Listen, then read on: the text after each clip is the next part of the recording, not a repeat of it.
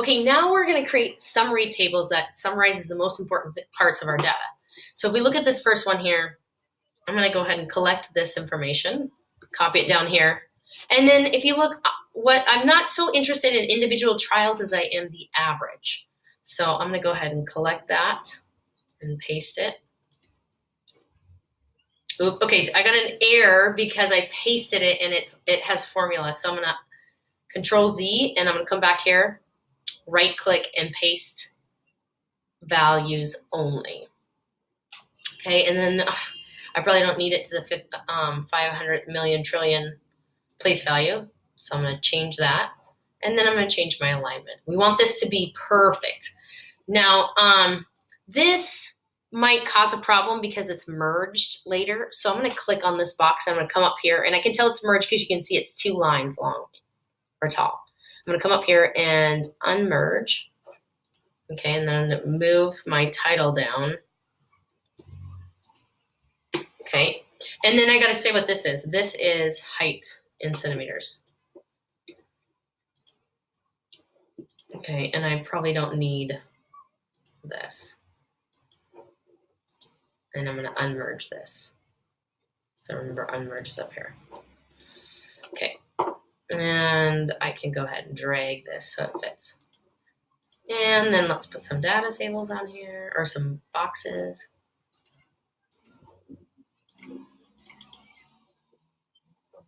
And I'm going to just get rid of this so it doesn't look like it's part of it. So I didn't do anything you haven't done before. But you want to make sure, some things that you want to make sure of here is that, I'm going to change this from bold.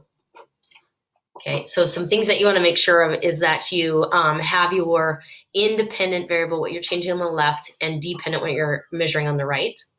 Okay, that's going to be important for when we do our graphs. Okay, now here, I'm going to go up to the question and think about it. Effect of swimming stroke on breathing rate. Heart rate, I guess. So what I need to do is put in what I'm changing, freestyle and backstroke. So here's my independent. And then I'm going to go up here. Okay, now do I want the average for before and after, or do I want the difference? Now the difference shows me the change. So I actually want the difference here. So I'm going to say 7 and 22, and I'm going to put my unit in, which is heart rate, right? And then I'm going to create borders, left align, and I should say this is stroke. Okay, looking good. Okay, so that's ready. Now I'm going to go to the total data. Now, here, what am I changing? Now, this is set up differently than I want it to be set up. So I'm going to say changing size, because that's my independent variable. Then size of ball 5. Okay, and then this is number of goals. Sorry, I should have told you this is effective ball size on accuracy. So I had 7, 5, 6.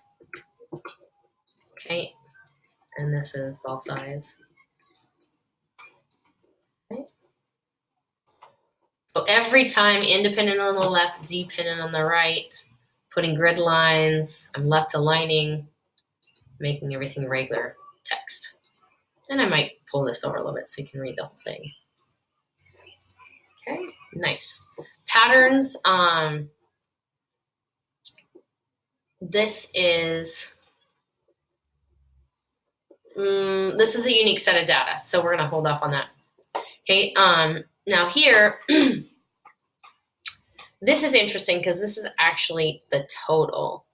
So this is effective type of sugar on preference. So brown sugar,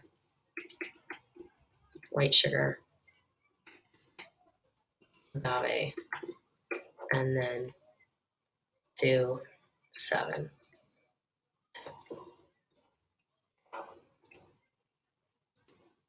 Okay, grid lines, Oh, you know, I'm sorry, I need to say type of sugar.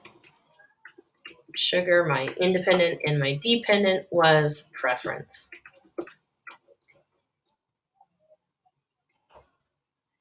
And get my grid lines in, left align, and it looks good.